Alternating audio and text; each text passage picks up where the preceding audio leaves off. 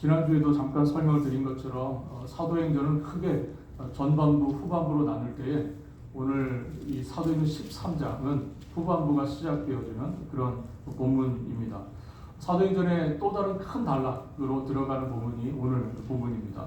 1장에서 12장까지는 예루살렘 교회와 그리고 사도 베드로를 중심으로 해야 한 사역이었다면 이 후반부 13장으로부터 28장 마지막 장까지는 예루살렘 교회가 아닌 안디옥 교회와 또 사도 베드로가 아닌 사도 바울을 중심으로 해서 그 사역이 이루어져 가게 됨을 볼 수 있습니다.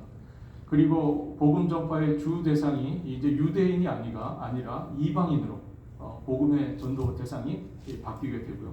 이러한 변화의 핵심에 최초의 이방인 교회라고 여겨지는, 그리고 그 당시에 가장 국제적인 도시였던 안디옥에서 시작된 이 안디옥 교회를 중심으로 해서 이런 변화들이 이끌어져 가고 또 주도되어 간 것을 볼 수 있습니다. 이제 13장부터 21장까지 저희는 사도 바울을 중심으로 해서 세 차례의 전도 여행을 저희가 살펴보게 될 겁니다. 세 차례의 전도 여행을 통해서 사도 바울이 그의 일행들과 함께 정말 놀라운 복음의 확산, 복음의 확대를 이루는 그런 사역들을 하게 됩니다. 그리고 나서 22장에 와서는 그리고 마지막 장 28장까지에서는 사도 바울이 예루살렘에 부금을 당합니다. 예루살렘에서 붙잡히게 되고요. 그렇게 된 이후로 로마까지 압송되는 그 이야기가 22장부터 마지막 28장까지 기록이 되어 있습니다. 오늘은 어떻게 안디옥 교회에서 이방인 선교가 시작되었는지, 그리고 사도 바울의 첫 번째 전도 여행의 첫 번째 사역지라고 할 수 있는 구브로라고 하는 이 선교에 대해서 오늘 함께 살펴보도록 하겠습니다. 처음에 제가 읽었던 우리 첫 번째 절인 12장 25절을 보면 바나바와 사울이 안디옥 교회에서 준비했던 그 부조금을 들고 예루살렘에 가서 그것을 전달해주고 다시 안디옥으로 돌아왔다, 이렇게 소개를 하고 있고요. 그때 오면서 마가라 하는 요한을 데리고 왔다, 이렇게 되어 있습니다. 예루살렘 교회가 기근으로 해서 너무나 큰 어려움 속에 빠져 있는 소식을 듣게 된 이 안디옥 교회가 바울과 바나바를 통해서 이것을 돕는 일을 하게 되죠. 그래서 부조금을 모아서 전달을 하고 돌아오는 길에 이 일행이 마가라 하는 요한을 데리고 오게 됩니다. 이 마가라고 하는 이름은 로마식 이름이에요. 로마식 이름이고 요한은 히브리식 이름입니다. 그래서 이 마가 요한은 아주 중요한 인물입니다. 나중에 마가복음을 기록하는 사람이 되고요. 또 우리가 골로새서를 살펴보면 이 마가 요한은 이 바나바의 조카이기도 합니다. 나중에 보겠지만 이 마가 요한은 바나바와 사울의 제1차 전도 여행 중에 수행원으로 참여를 하게 되지만 도중에 포기를 하게 됩니다. 1차 전쟁이 다 마치기 전에 포기하고 돌아오게 되고요. 이 일이 계기가 돼서 사도 바울이 2차 전도여행을 갈 때 마가 요한과 헤어지고 바나바와 헤어지는 그러한 어떤 다툼의 빌미를 제공한 사람이 바로 이 마가 요한입니다. 우리가 1절을 보면 그 당시 안디옥 교회에 5 지도자를 소개하고 있습니다. 5명의 지도자를 소개하고 있는데 그 사람들 다 뭐라고 부르고 있습니까? 선지자들과 교사들이라고 이렇게 소개를 하고 있습니다. 본문에서 사실은 누가 선지자고 사실 누가 교사인지는 구분이 잘 안 됩니다. 그들을 선지자와 교사라고 부르는데 이 5 사람이 누가 선지자인지 사실 누가 교사인지 사실 알기는 어렵습니다. 초대교회는 아마 이 직분들을 종종 이렇게 호환적으로 서로 병행 이렇게 호환적으로 불러서 사용했던 것 같다는 생각이 듭니다. 그러나 여기서 중요한 것은 이 직분, 선지자와 교사라고 하는 직분이 모두 다 하나님의 말씀을 맡은 직분이라는 거예요. 그것이 중요합니다. 이 직분들은 어떻게 불려졌든 중요한 것은 이 사람들이 하나님의 말씀을 맡아서 그것을 사용했던 사람들이다 하는 겁니다. 먼저 소개된 사람이 바나바죠. 바나바는 이미 이제 많이 소개된 인물입니다. 그는 구브로 출신의 유대인이었고요. 레위 지파에 속했던 사람입니다. 아마 안디옥 교회에서 가장 영향력 있는 지도자가 아마 이 바나바였을 겁니다. 두 번째로 소개된 사람이 바로 니게르라 하는 시몬이라고 이렇게 소개가 되어 있습니다. 니게르라고 하는 말은 라틴어로 검다 그런 뜻입니다. 검다. 그래서 시몬은 검은 피부를 가지고 있었던 디아스포라 출신의 유대인으로 보여집니다. 그나마 북아프리카 출신의 사람이었을 것으로 그렇게 여겨집니다. 그리고 세 번째 소개된 사람이 구레네 출신의 루기오라고 하는 사람입니다. 이 구레네 역시 북아프리카에 있는 한 도시를 의미하고요. 그곳의 출신의 디아스포라 유대인으로 보여집니다. 나중에 우리가 로마서를 보게 되면 16장에 사도 바울이 이 루기오를 나의 친척이라고 이렇게 소개를 합니다. 이상의 이 세 사람, 앞에 말씀드린 바나바, 그리고 시므온, 그리고 루기오, 이 세 사람은 모두 다 헬라어를 자신의 모국어로 사용하는 디아스포라 유대인들입니다. 그리고 네 번째 소개되는 인물이 바로 헤롯의 젖동생인 마나엔이라고 이렇게 소개가 되어 있습니다. 여기 언급된 헤롯은 말씀드린 것처럼 헤롯은 성경에 여러 사람들이 다 헤롯으로 불려집니다. 그러니까 패밀리 네임으로 그냥 다 부르는 거예요. 여기에 소개된 헤롯은 헤롯 대왕의 아들로 갈릴리 지역의 분봉왕이었던 헤롯 안티파스라는 사람입니다. 헤롯 안티파스. 근데 이 사람이 굉장히 중요한 것은 이 사람 때에 세례 요한이 죽임을 당합니다. 이 사람에 의해서. 그러한 이 헤롯과 이 마나엔이라는 사람이 어렸을 때부터 함께 자란 거예요. 한 유모 밑에서 자랐던 것 같습니다. 그래서 젖동생이라고 이렇게 표현이 되어 있어요. 이 사람은 아무래도 회심하기 이전에 헤롯 왕궁에서 아주 높은 지위를 갖고 있었던 사람이 아니었을까, 그렇게 우리가 생각됩니다. 마지막으로 소개된 사람이 지도자가 바로 사울이죠. 우리가 알고 있는 사울입니다.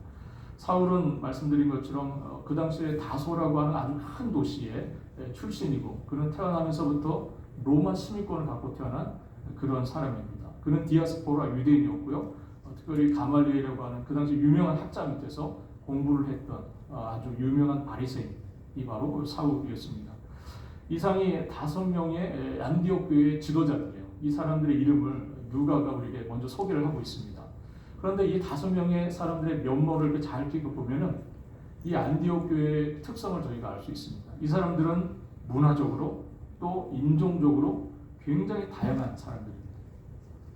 안디옥 교회를 이끌어가는 이 지도자들 5명은 모두가 다 문화적으로, 인종적으로 다양한 사람들이에요. 누가는 이 안디옥 교회가 어떤 교회인지를 소개를 하고 있습니다. 안디옥 교회는 다양성을 가지고 있는 교회라는 거죠.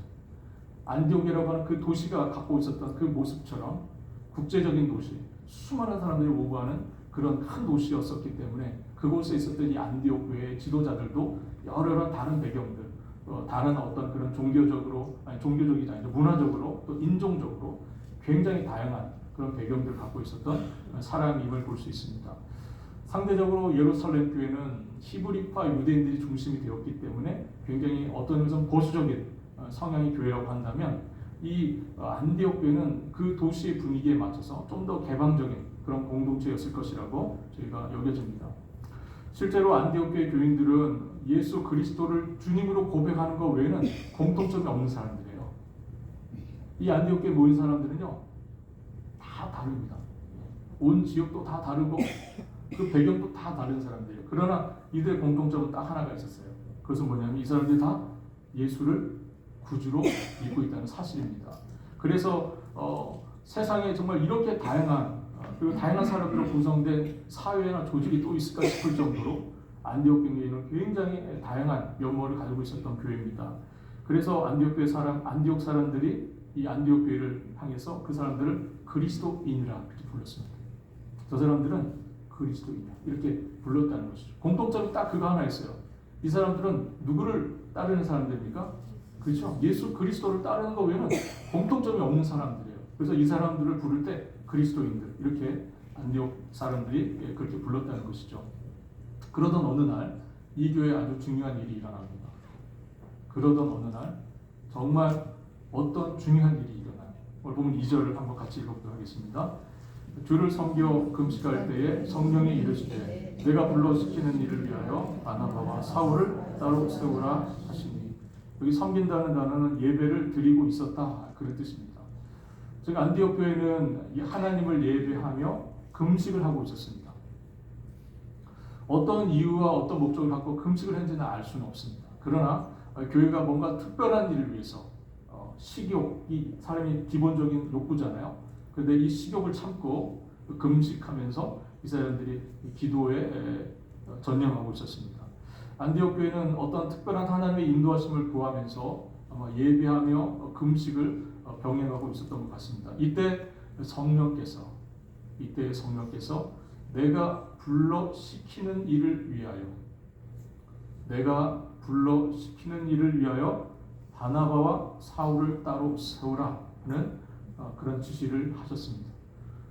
하나님을 예배하고 금식하는 중에 교회를 향해서 들려주시는 성령의 음성은 내가 시키는 일을 위하여 바나바와 사울을 따로 세우라 하는 그런 명령이셨습니다. 성령 하나님의 지시는 너무나 구체적이었어요. 성령께서 내가 불러시키는 일이라고 하는 것은 너무나 분명합니다. 이것은 이방 선교죠.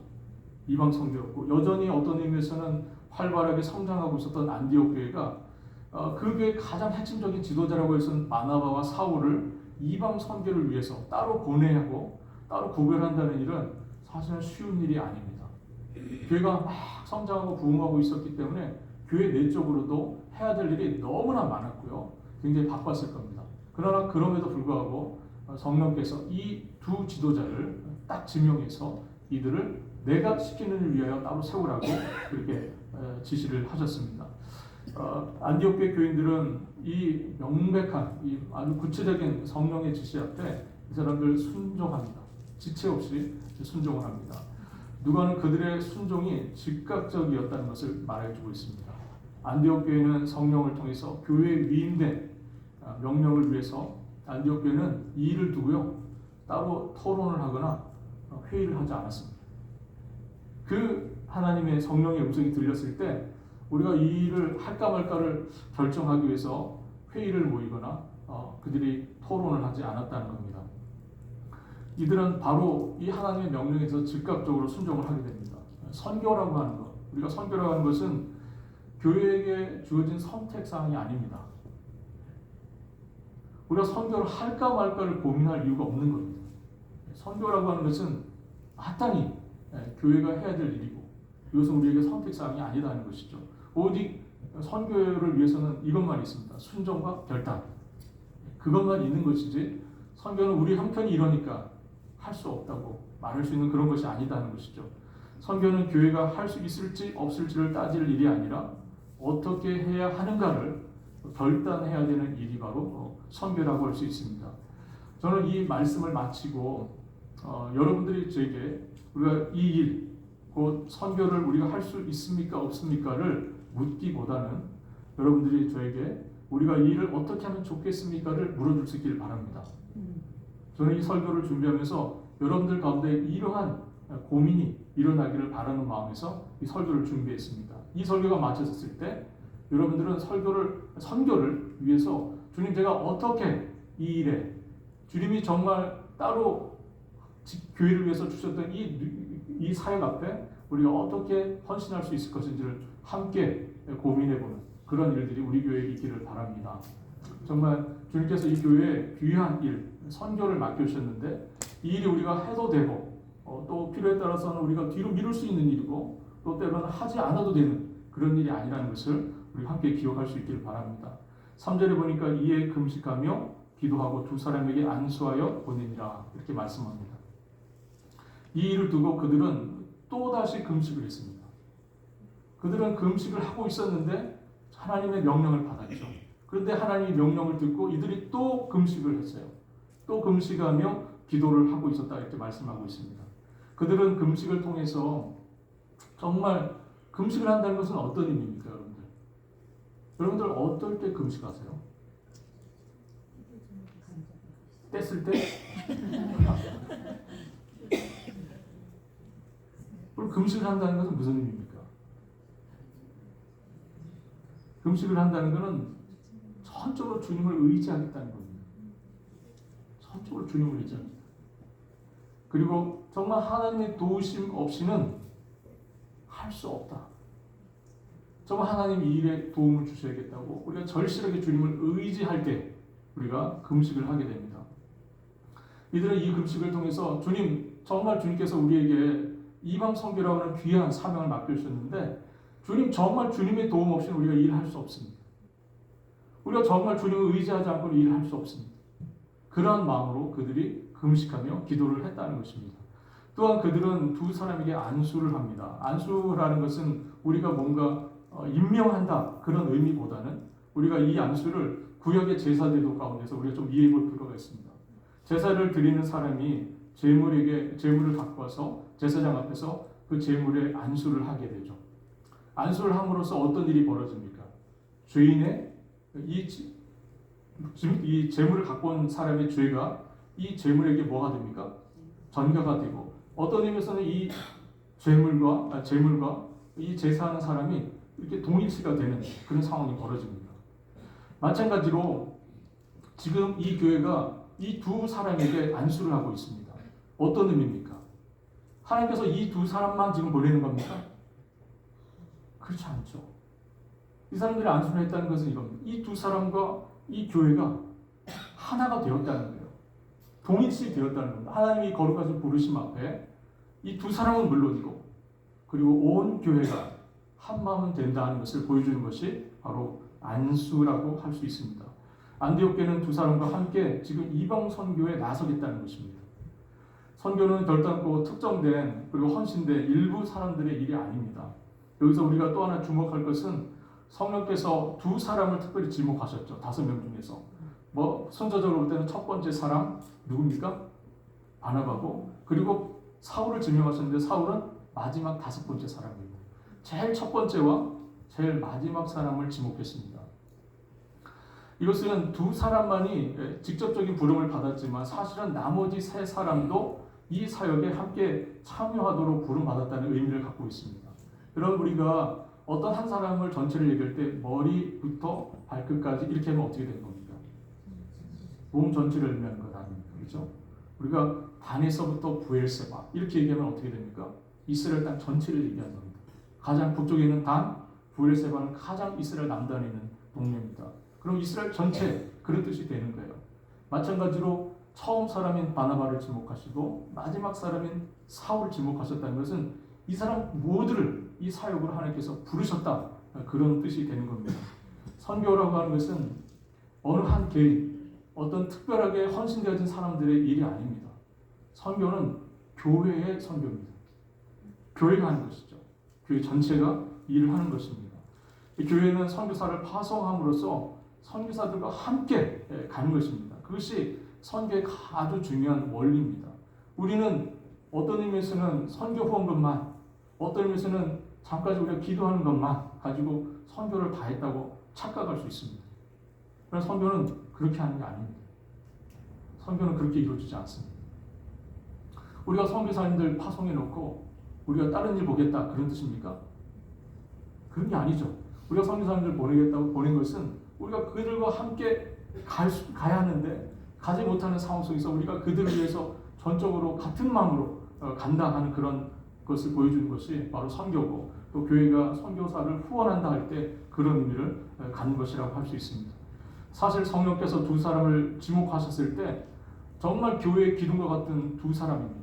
여러분, 바나바와 사울은 어떤 사람입니까? 안디옥 교회에서 정말 뺄 수 없는 사람들이에요. 가장 중요한 두 사람입니다. 그런데 이 두 사람을 보내야 한다, 성령께서 그것을 명령하셨다 했을 때 교회는 어떤 의미에서는 아주 큰 충격을 받았을 겁니다. 여러분, 우리 교회에서 가장 중요한 일꾼 두 사람, 하나님께서 지목하시고 선교지로 보내라 이렇게 말씀하신다면 우리가 얼마나 그 일에 대해서 어떤 점에서 굉장히 충격을 받겠죠. 그런데 여러분들, 이 하나님의 역사는요, 이런 의미를 갖고 있습니다. 여러분, 선교 사역이라고 하는 게 얼마나 중요하냐 하는 거예요.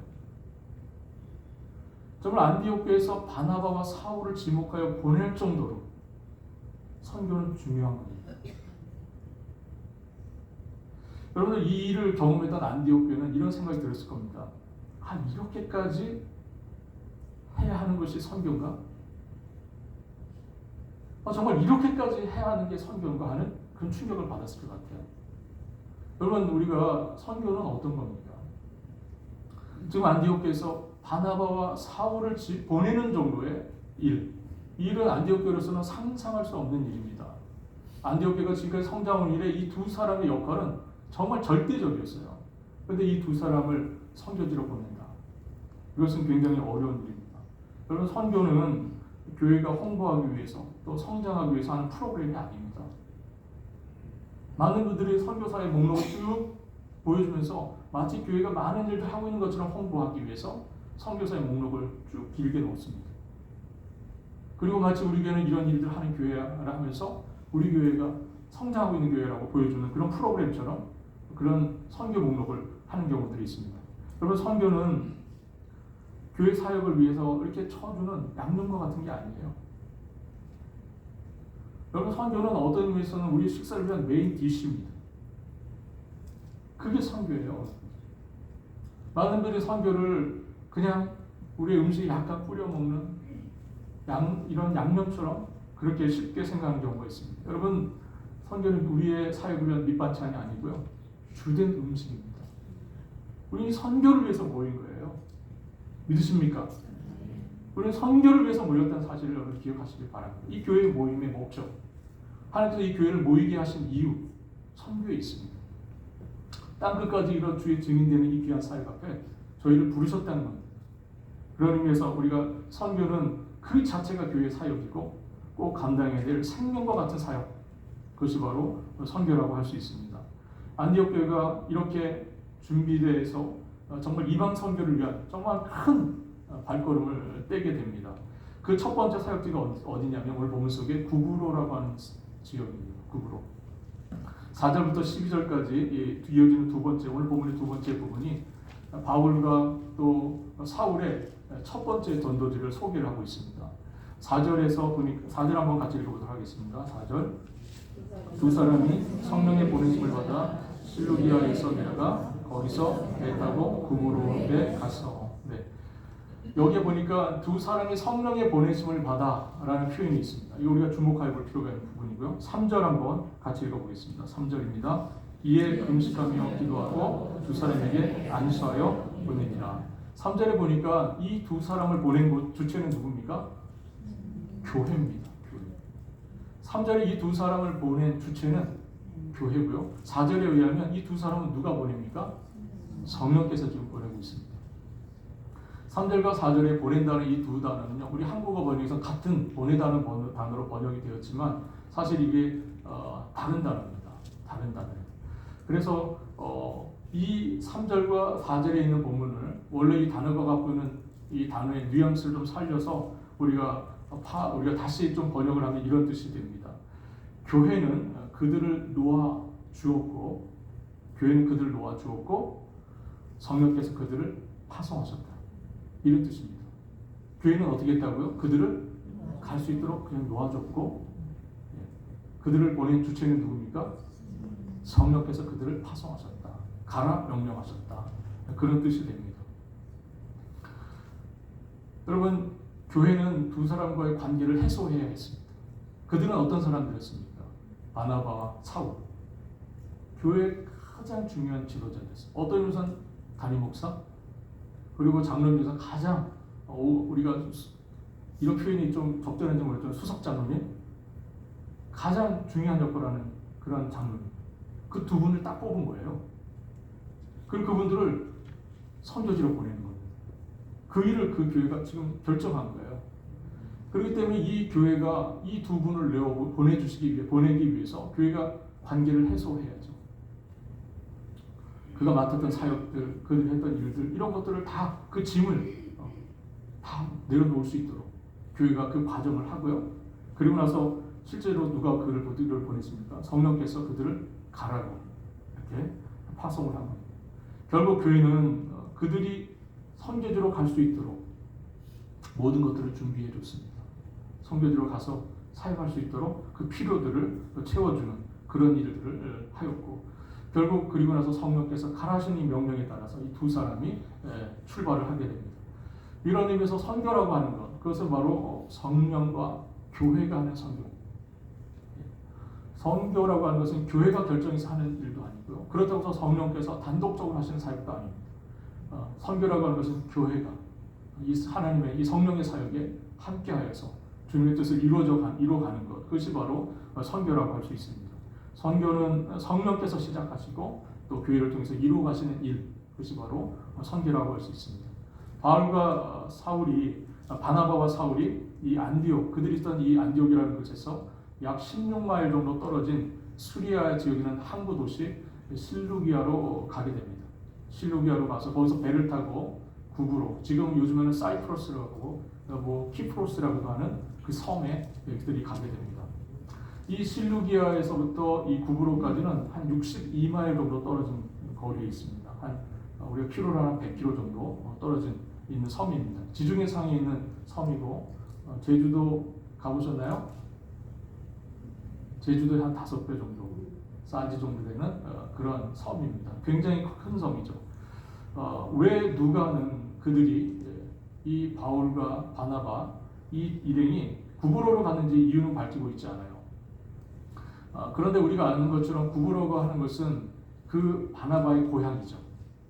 구브로는 바나바의 고향입니다. 그리고 많은 유대인들이 정착하며 살고 있었던 곳이었기 때문에 유대인들인 그들이 들어갔을 때 큰 어려움 없이 갈 수 있는 섬이 바로 곳이 바로 구브로였을 것입니다.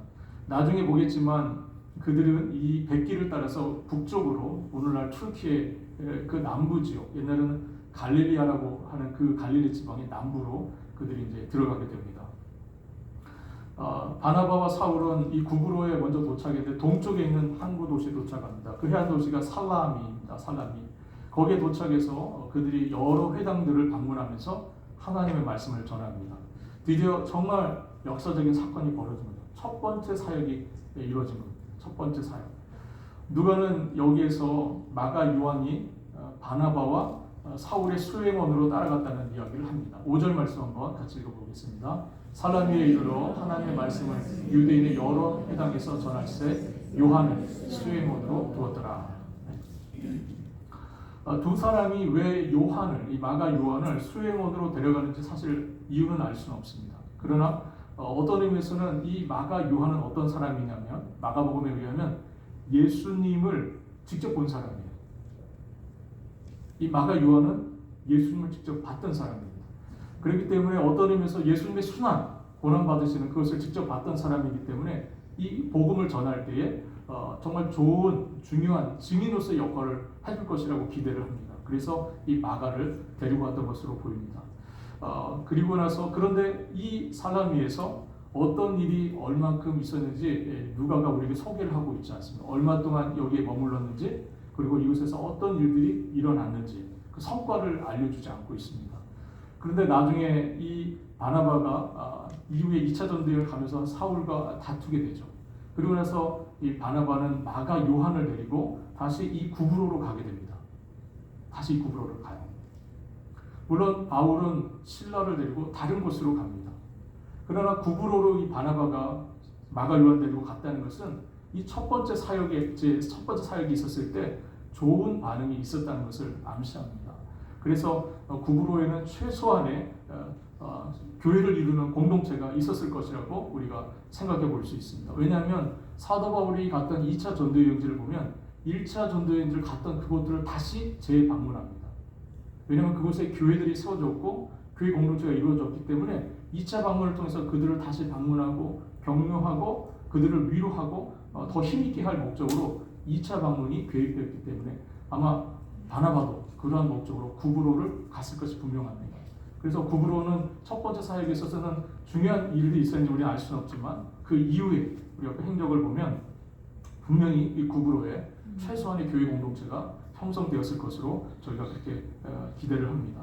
6절로 8절까지 말씀 한번 같이 읽어보도록 하겠습니다. 6절로 8절. 온 성 가운데로 지나서 바보에 이르러 바예수라 하는 유대인 거짓 선지자의 말수사를 만나니 그가 총독 서교 바울과 함께 있으니 서교 바울은 지혜 있는 사람이라. 바나바와 사울을 불러 하나님의 말씀을 듣고자 하더라. 이 마술사 엘루마는 이 이름을 번역하면 마술사라. 그들을 대적하여 총독으로 믿지 못하게 힘쓰니. 이들이 이 살라미에서 이 섬을 횡단해서 간 곳이 바보라고 하는 곳입니다. 바보라고 하는 곳은 그 당시에 가장 전형적인 로마, 그리스 그 문화가 아주 충만하게, 팽배하게 있었던 곳입니다. 많은 신전들이 있었고요. 그리고 극장과 그리고 원형 경기장, 체육관, 그리고 목욕탕 이런 것들이 고각 발굴이 되고 있는 지역입니다. 이곳이 기원전 15세기에 세워진 도시고요. 여기가 바보입니다. 그런데 이곳에 그들이 도착하게 돼요. 이 바보라고 하는 곳은 그 당시에 이 아테미라고 하는 여신을 숭상했던 그 신전이 굉장히 유명했던 도시라고 합니다. 그래서 많은 사람들이 이 아데미 신전을 보기 위해서 이 도시를 방문하는 그러한 곳이 바로 이 바보라고 하는 곳입니다.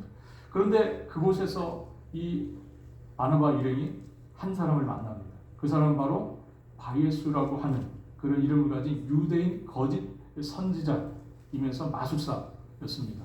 이 엘루마라는 이름도 이 마술사, 박수라는 그런 뜻이죠. 그런데 여러분 생각해 보십시오. 율법에서 사실은 우리가 출애굽기나 레위기에 있는 율법에 의하면 이런 마술사들은 어떻게 됩니까? 네. 죽여야 됩니다. 율법에 그렇게 명령이 되어 있어요. 그리고 용납해서는 안 되는 그런 사람들입니다. 사실 유대인이라는 이 사람과 그리고 마술사라고 하는 것은 사실 굉장히 어울리지 않는 그런 표현입니다. 그런데 참 어떤 이유인지는 모르지만 이 사람을 만나게 됩니다. 유대인인데 마술사예요. 굉장히 어울리지 않는 조합입니다. 그런데 이 사람이 한 가지 또 중요한 일을 하고 있었습니다. 그것은 뭐냐면 그 지역을 다스리고 있었던 감독하고 있었던 총독이 있었어요. 로마의 총독이죠. 로마에서 파견받은 총독 서기오 마울이라는 사람입니다. 근데 이 사람에게 영향을 미쳐서 아주 교활한 역할을 하고 있었어요. 즉 바울의 그리고 그 바나바의 그 전도를 받지 못하도록 계속해서 옆에서 악한 영향을 미치는 그런 일을 이 사람이 하고 있었습니다. 지금도 어떤 그런 정치인들이 있죠. 적지 않은 사람들이 옆에 마술사나 그리고 이러한 사람들을 두고 점술가나 이런 사람들을 두고 어떤 일을 결정할 때 조언을 내고 이런 사람들이 있습니다. 그러나 누가는 이 총독 서기오 바울은 지혜 있는 사람이라고 이렇게 소개를 합니다. 지혜 있는 사람. 이 표현을 보면 이 사람이 굉장히 일반적인 판단이 좋은 사람인 것 같아요. 그래서 이 사람은 하나님의 말씀을 들을 때 아주 긍정적인 그런 반응을 보였던 것 같습니다. 그래서 이 누가가 이 사람 지혜 있는 사람 이렇게 소개를 하고 있습니다. 그러나 이 바나바와 사울을 대적하고 이 박수 엘루마가 이 사람들을 이 서기오 바울이 예수님을 믿지 못하도록 계속 이렇게 방해를 하는 그런 일을 하고 있는 것을 볼 수 있습니다. 이때 사울이 오늘 보면 9절입니다. 9절 한번 같이 보겠습니다. 9절 바울이라 하는 사울이 성령이 충만하여 그를 주목하고 네. 지금 사울이 보니까 어떤 일이 벌어지고 있습니까? 지금 바나바와 사울은 서기오 총독이었던 서기오 바울에게 지금 복음을 전하고 있어요. 하나님의 말씀을 전하고 있습니다. 그런데 이 일을 지금 누가 계속해서 방해하고 있습니까? 예, 그 엘루마라고 하는 그 무당 주술사가 계속 옆에서 방해를 하고 있는 거예요. 이것을 사울이 알게 됐습니다. 그래서 그를 주목하여 봤습니다. 근데 여기서 우리가 주목해야 될 것 하나가 있습니다. 그것은 바울이라고 하는 사울이라는 표현입니다. 이 표현을 보면 이제 지금부터 사울이라고 불렸던 그 사람이 앞으로는 뭐로 불리게 될 겁니까? 그래서 바울로 불리게 될 겁니다. 이 표현을 통해서 누가는 이제 이방 선교를 향한 새로운 페이지가 시작되는 것을 우리에게 암시해주고 있습니다. 어떤 면에서 이방 선교를 위한 큰 걸음, 그것을 떼는 것이 이제 바울을 시작으로 해서 시작되게 될 것을 보여주는 이름입니다. 사울이 아니라 바울로 변경된다는 것은 이제 사역의 중심이 유대인 중심에서 이방인 중심으로, 예루살렘 교회 중심에서 안디옥 교회로, 그리고 전도자들의 대상이 유대인이 아니라 이제는 이방인들을 향하게 될 것이라는 것을 우리에게 보여주고 있습니다. 바울이 이 무당 엘루마 바예수를 주목하여 말합니다. 이렇게 말합니다. 모든 거짓과 악행이 가득한 자요, 마귀의 자식이요, 모든 의의 원수요, 주의 바른 길을 굳게 하기를 그치지 아니하겠느냐. 보라, 이제 주의 손이 내 위에 있으니 내가 맹인이 되어 얼마 동안 해를 보지 못하리라. 무서운 저주입니다. 그러나 이것은 사울의 단순한 분노입니까? 그렇지 않습니다. 그는 지금 성령이 충만하여서 지금 이 말을 하고 있는 겁니다. 그 점을 우리가 생각해 볼 때 이는 복음의 대적을 향한 하나님의 저주라고 우리가 이렇게 이해할 수 있습니다. 바예수는 거짓과 악행이 가득한 자라고 소개가 되어 있어요. 지금 바울은 어떻습니까? 진리의 영으로 충만해 있습니다. 진리의 영이신 성령으로 충만해 있고요. 그가 바예수, 즉 거짓 영에 사로잡힌 그를 지금 주목하여 이야기를 하고 있는 겁니다. 바예수는 마귀의 자식이라고 소개가 되어 있습니다. 주님께서 자신을 대적하는 유대인들을 가르쳐서 이렇게 말씀하신 적이 있어요. 요한복음 8장 44절에 너희는 너희 아비 마귀에게서 났으니 너희 아비의 욕심대로 너희도 행하고자 하느니라. 그는 처음부터 살인자요 진리가 그 속에 없으므로 진리에 서지 못하고 거짓을 말할 때마다 제 것으로 말하나니 이는 그가 거짓말쟁이요 거짓의 아비가 되었습니다.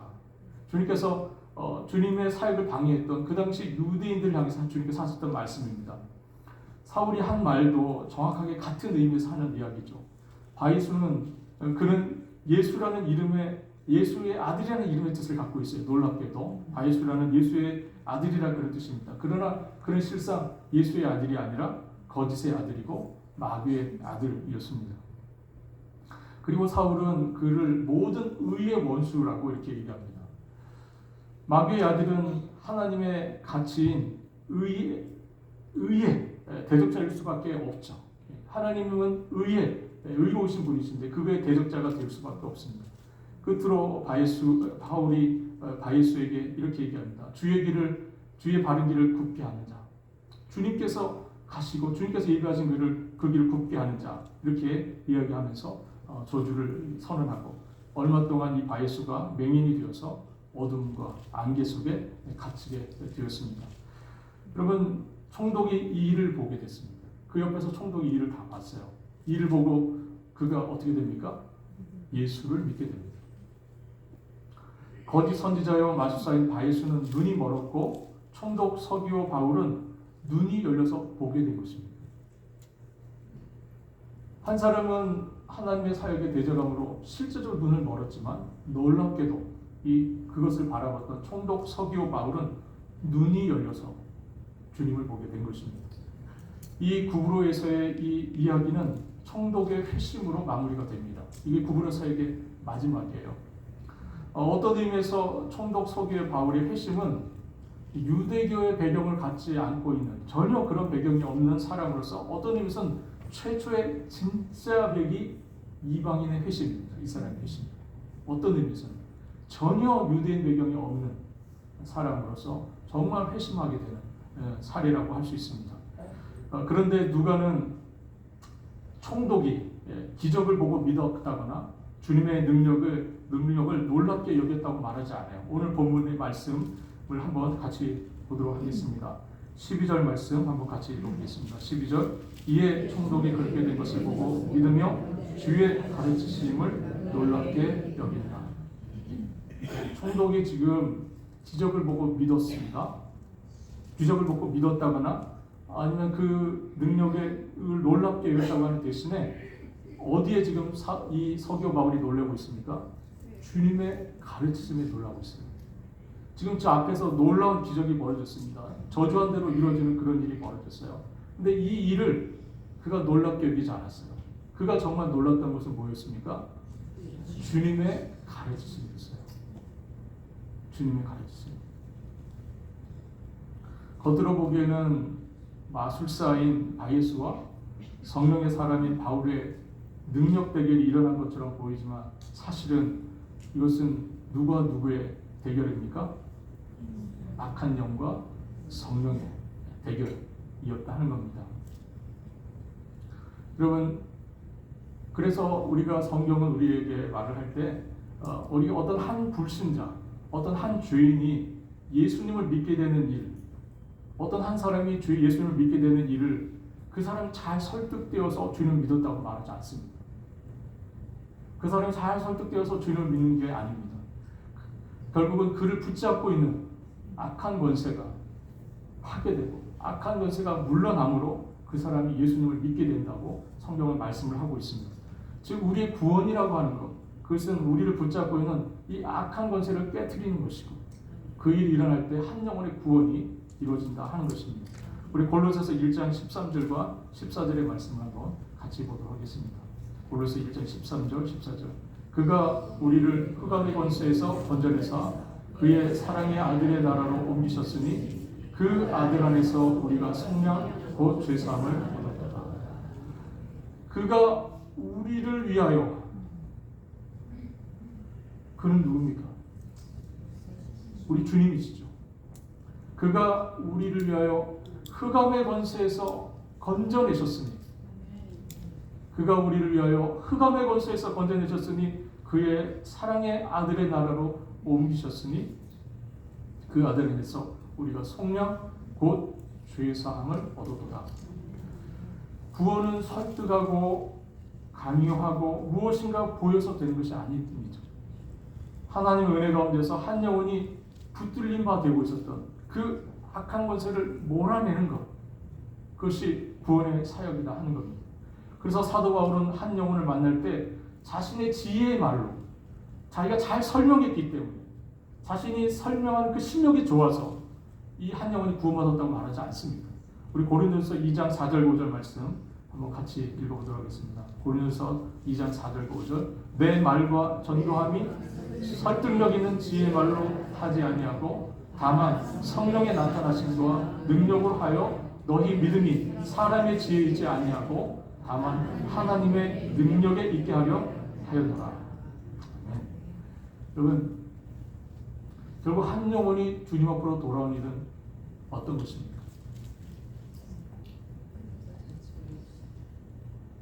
여러분들의 마음속에 어떤 한 불신자가 있습니다. 지금 어떤 상황입니까? 주님을 아직 모르는 한 사람이 있어요. 지금 어떤 상황입니까? 악한 것에 붙들려 있는 거예요. 이게 성경이 말하는 진단입니다. 그 악한 권세를 풀어주는 것. 그 일을 누가 하십니까? 우리 주의 성령께서 그 일들을 하십니다. 그래서 본문을 우리가 좀 더 들여다보면 이 싸움은 결국 바울과 엘루마의 싸움이 아니라 성령께서 엘루마를 치시는 것임을 우리가 알 수 있습니다. 그래서 본문에서 우리가 주목해야 할 표현들이 이겁니다. 오늘 보면 2절에 성령이 이르시되, 4절에 성령의 보내심을 받아, 그리고 9절에 성령이 충만하여입니다. 여러분, 지금 우리가 보이는 사람들의 이야기처럼 느껴지지만 사실 오늘 본문이 우리에게 보여주는 것은 성령의 아주 적극적인, 성령의 주도적인 사역임을 저희가 볼 수 있습니다. 결국 선교는 성령의 역사입니다. 성령의 역사입니다. 여러분, 저는 오늘 본문을 이제 정리를 하고 싶습니다. 여러분, 다양한 사람들이 복음 안에서 하나 되는 경험을 하는 공동체가 바로 교회입니다. 교회는 정말 다른 여러 수많은 배경 갖고 있는 사람들의 모임이에요. 문화적으로 또 사회적으로 다른 사람들이지만 우리가 하나 될 수 있습니다. 누구 안에서 하나 됩니까? 그리스도 안에서 우리가 하나 될 수 있는 것. 어떤 의미에서는 어떻게 이렇게 다양한 사람들이, 어떻게 이렇게 서로 다른 사람들이 하나로 모일 수가 있지? 굉장히 신기한 모임 바로 사실은 교회입니다. 우리가 모두 생각이 다르고 출신이 다르고 배경이 다르고 성별이 다 다르지만 놀랍게도 우리는 그리스도 그분 안에서 하나가 되고 교회로 모이게 되었습니다. 그리고 이 교회를 향하신 주님의 절대적인 요청은 뭡니까? 바로 그것은 교회가 선교하는 겁니다. 선교하는 겁니다. 교회 사역이 선교예요. 여러분, 교회의 사역 자체가 선교라고 이해하시면 됩니다.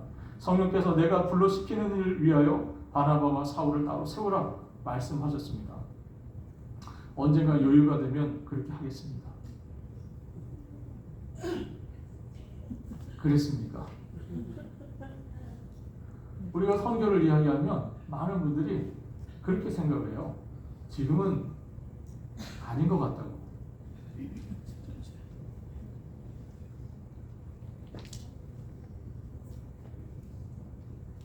정말 지금 할 수 없는 겁니까?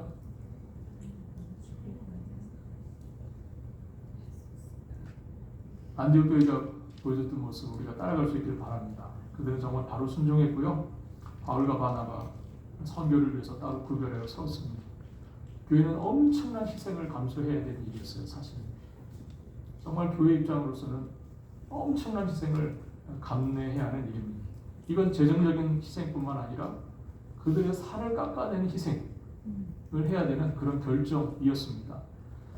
장래 교회의 목양과 여러 운영들을 생각할 때 정말 할 수 없는 결정을 한 거예요. 절반의 희생 그 이상의 헌신을 이 안디옥에서 사실 한 겁니다. 그들은 순종을 했습니다. 그들이 바나바와 사울을 파송할 때에 그들이 이 두 사람에게 안수를 했습니다. 바나바와 사울, 우리는 그대들을 주님의 명을 따라서 보내지만 그대들만 보내는 거 아니야.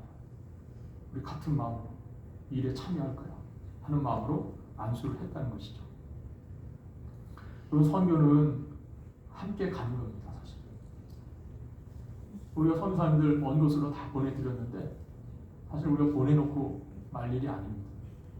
어쩌면 선교는 같이 가는 것이고 함께 하는 것이고 함께 마음을 나누고 함께 동역하고 함께 하는 겁니다. 우리가 이 점을 선교에서 제고해야 되고요. 다시 한번 이 부분을 우리가 선교 사역을 우리가 이제 올 연말에 내년 사역을 위한 우리가 예결산 모임을 갖게 될 겁니다. 우리가 한 해를 결산하고 내년에 우리가 준비하는 예산 모임을 가질 거예요.